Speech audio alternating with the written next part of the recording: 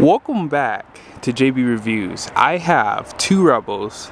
One has a Hemi, one has the new Hurricane. I did a video comparing these engines for MPG and performance. However, these trucks have a lift, knobbier tires, and lower gearing out back. I borrowed these trucks from Larry H. Miller, Chrysler Jeep Dodge Ram here in Sandy, Utah. They are both available.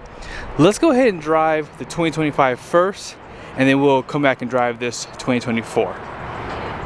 We'll go ahead and reset the trip monitor, and let's go.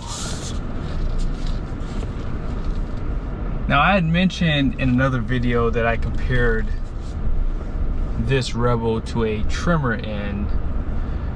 I did not like the fact that they use the same tires. The dirt tracks are my least favorite off-road tires. They just get a little bit louder, so we'll probably not talk about that in this video, but I just wanted to address it really quickly since I've already done a video comparing this to the Ford trimmer. But I have to admit, this engine is really torquey down low, just like the Hemi, by the way. I mean, having that naturally aspirated V8, you do have that low end grunt.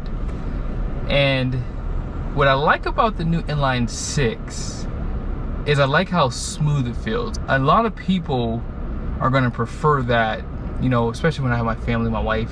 I guess nowadays, if you want that rumble, if you want that, you know, passion when you're driving a car, you just gotta buy a sports car now. So I guess at some point, most guys who are buying these expensive trucks are gonna have to find a way to, in their budget, to make a sports car work with a V8, or just with that nice sounding exhaust maybe. But moderate acceleration is good. You don't hear anything, and I'm okay with that too, by the way. See, some manufacturers will put noise into the interior, which is fake, to give you the sound of like a V8 or just like an engine noise sometimes. And Ram doesn't do that, and I'm so glad that someone there said we're not going to do that. Thank you. Around town, it's just going to be quiet. You're not going to feel that vibration from a V8 anymore. So I can't wait to drive that V8 again. Like, I did this test already, as I said, but it's going to be a little bit different for this one because we have bigger tires, right? A little bit taller suspension, and then that 392. The 392 is the most important thing. So let me go ahead and get my draggy device ready now, because sometimes this thing doesn't want to work. So I have to start early. So let's go ahead and do that now. This 3-liter inline 6 twin turbo is going to put out 420 horsepower and 469 pound-feet of torque. Has the same 8-speed transmission behind that Hemi. Let's see how it sprints to 60. Here we go. I put it in 4 auto, by the way. 30, 60. Ladies and gentlemen, boys and girls, wow, this truck is fast. Now, keep in mind, this is not the high output. This is the standard output engine. And I will say, when I do probably start doing some comparisons with that new high output, there may be some break-in period there where they don't allow you to get full boost. Because I did a video similar with the Grand Wagoneer with the standard output and high output, and standard output won, but 0 to 60 in 6.35 seconds. I think that's lower than what I did with the trimmer. Oh my goodness. Now, I did have the all-wheel drive on, and that's probably why it did a little bit better. I think I did all-wheel drive on the other comparison too. I'll have to compare those. This truck is a lot quicker. So that inline 6, the way it delivers the power, I just think that torque curve is just perfect. It's like probably linear. So you don't really notice, you know, that torque loss on this engine compared to that EcoBoost engine. But man, I can already call this. This won the 0 to 60. But the question is, will it win for MPG? We'll have to find out. The moment I've been waiting for. Here is the RPM. So I'm gonna just be comparing it side by side with the Hemi. So it's just under 2,000 RPMs. We'll call that about 18 to 1900 RPMs at 65 miles an hour, give or take. It's like at 67 now. But this truck is definitely smooth. The Bilstein shocks perform extremely well. There's just a hum with the tires, that's all. I don't really like the fact that there's so many great choices of tires from Goodyear. And I would say the Territory MTs would have been a better choice. Now, let's go ahead and talk about this. Ram is the only manufacturer that gives you convex on both sides. I love the fact that they do that. And yeah, let's go ahead and do this early on. I want to show you guys the temperatures here. Now, some of you guys called out the oil pressure saying it was a little bit lower, so we'll have to look at that too. So here is some of the gauges here. Oil temp is 203. You see that oil pressure? People said that oil pressure was kind of low at 23 psi. So I don't really monitor that. I'll be honest, I don't even monitor that when I have my Ram 3500. I just never did because I don't really know what a normal PSI would be for that. But yeah, coolant's 207, but that transmission's at 160. I wonder if that 392 is going to raise those temperatures. So we'll have to compare that back to back with the Hemi.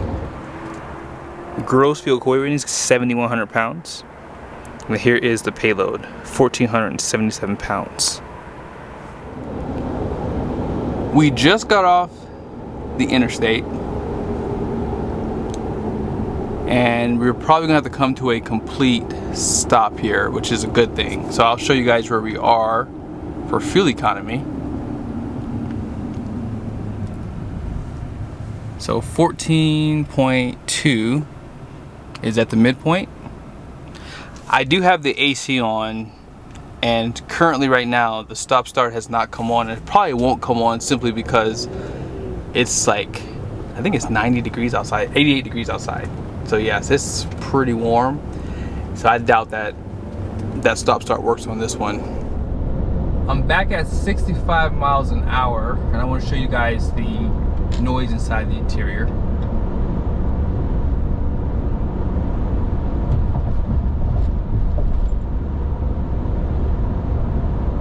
.62, 63, that's pretty good. I'm actually going 69, so I have to do the same for the next one.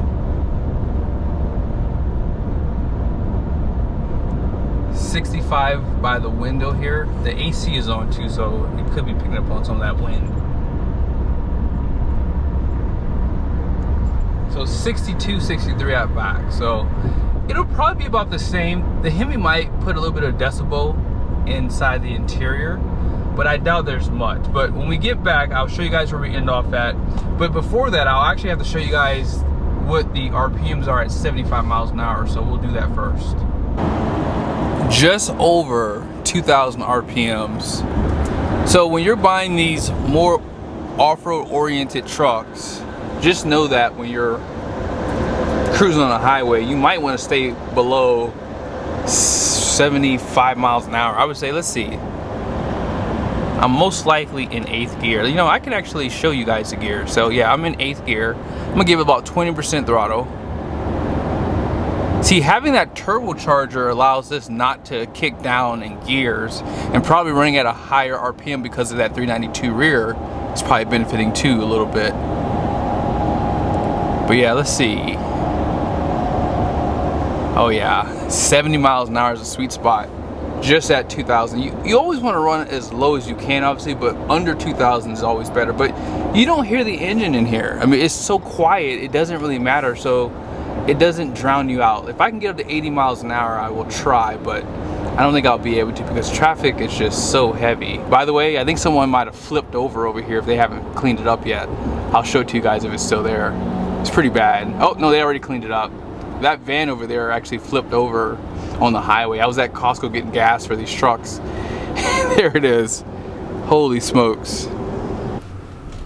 We just pulled back in. We're gonna stop right here. We're gonna do the same for both trucks. 16.5, 13.1 miles driven, and it shows you the time for that drive too. There's no turbo boost in this truck, by the way, which I think Ram should definitely offer that because that will help with people getting better fuel economy. Let's go ahead and drive that 5.7 liter Hemi. All right, let's go ahead and reset the trip. There it is. Let's get down the road. Now I want to go ahead and mention it now. This truck does not have 4-wheel drive auto. So that might be a small disadvantage, obviously, for the 0 to 60. But right out of the gate, as I've said in the last video, you can really feel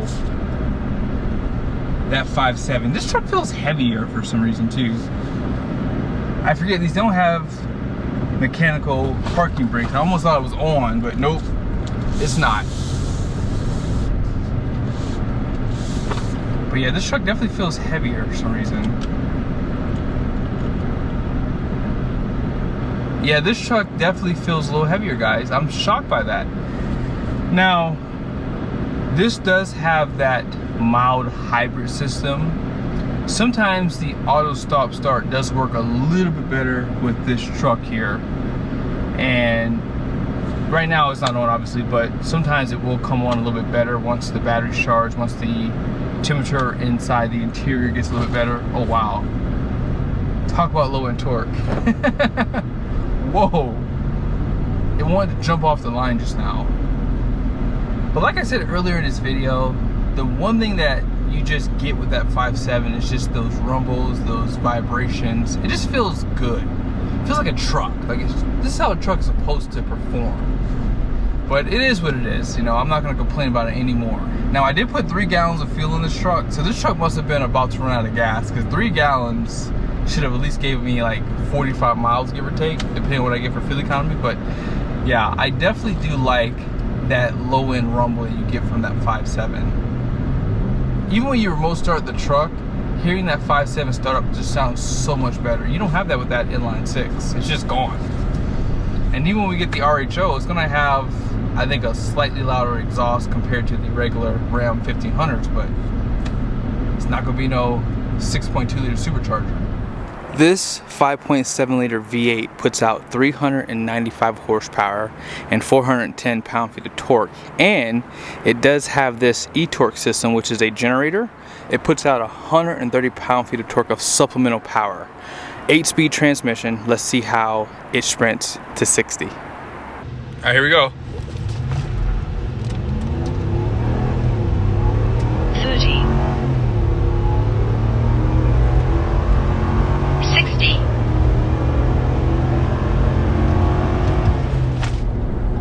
I'm not sure if you guys heard that tire squeal, but having the 392 and then having these more knobbier tires, it does kind of reduce that a little bit. I think when you have that 321 axle ratio out back, I feel like it does skirt the tires a little bit more so compared to the 392. I'm not sure why that is. I mean, they always say you get better acceleration, but I've actually noticed that the 392 makes it slower, and it's probably because of the gear shifting. I think that you're probably getting an extra shift with that 392 compared to that 321, so I don't know.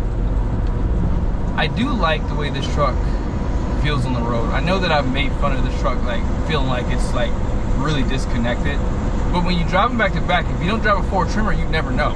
I mean, it's still a soft riding truck because of the off-road suspension, but it's just that nice hum that you get from these tires every time. Like once you get up about 70 miles an hour, it's just consistent in every tire that I've ever tested in these trucks. So if I were to get a Rebel tomorrow, the first thing I would do is switch off these tires. Like I would switch them and sell them as fast as I could, because hey, they're still nice tires. But 0 to 60 was 8.18 seconds. Wasn't that 6.3 seconds or something like that on the inline 6? So yeah, you're just not gonna get that better acceleration. And remember, this truck did not have the automatic all-wheel drive, and I'm about 4,800 feet above elevation too. So yes, the twin turbo setup is better for that as well. So higher elevations, you guys will love this new engine, especially if you already have a Hemi. To nobody's surprise, RPMs are the exact same. Just under 2,000 RPMs, about 1900. And I'm pretty sure the 75 miles an hour is going to be the exact same, right? But here is the temperatures. I think I showed it to you around this spot here. So about 176 degrees. So I think it got to about 180. And it's going up. Now here is the oil pressure. So you can see the difference in the oil pressure there at 48 psi, and then the oil temperature. I think that oil temperature is a little bit hotter here, isn't it? I think it is. Gross fuel weight rating is going to be 7,100 pounds. And then here is the payload, 1,321 pounds. We made it to the midpoint. Let's see where we are. Now keep in mind, I did drive a little bit in the city on both trucks. I did the 0 to 60. I think I did about 0 to 75 because someone cut me off. But I think we ended off at what, 14.2? And we're at 13.9 with this truck. And the light just turned green, so this is a little bit quicker now. So I might get back to the dealership a little bit faster unless I catch more lights on the way.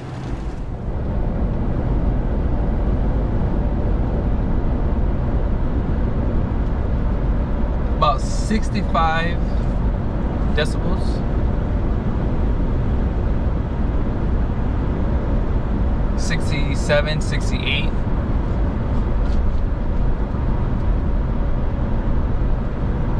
$64 out back. So this truck is definitely louder. Every tire is different too, so just keep that in mind as well. But once we get to the highway, I'll show you guys the RPMs. It's going to be the exact same though, so I'm just doing it to say I did it. Yep, pretty much the exact same. 2,000 RPMs. You guys see the transmission? Exactly the same. 187. I think that's what it was when we were at the same spot here. Coolant's at 216, and then that oil temp's at 223, 48 psi. So the Hemi does run a little bit warmer in comparison. So yeah, there you have it. Just pull back in. I'm going to stop in the exact, actually I forgot to move the truck. Well, I'm almost going to stop in the exact same spot. I'll pull it right next to it. That way it's like apples to apples. So here it is. 15.6, 13.2 miles driven, and about the same time, probably a little bit early compared to that inline 6. I'm very impressed by that inline 6. The 0 to 60 is pretty dang good. So I did have it on auto full drive, so it did help me off the line a little bit. This truck doesn't have it. Now I didn't mention this in the video, but that Hemi does have MDS, which is multi-displacement system. That's going to drop down from 8 to 4 cylinders. Now a lot of people don't like those systems because they think it does cause issues and starvation of oil on that side that's shut down. But everyone has an opinion about it. I would just disable it. We had a Wagoneer that whenever I drove it, I just disabled it by locking it in 8th gear. And actually, by the way, that's why I didn't come on in this truck on the drive, because I did lock it in on 8th gear. So there it is. That's why I never came on. With that being said, as far as the performance goes, naturally aspirated engines always do worse high above elevation. So maybe one day in the future, if I ever go back to Maryland, I'll try to do these tests maybe over there again at sea level and see how they do. But I hope you guys liked the video.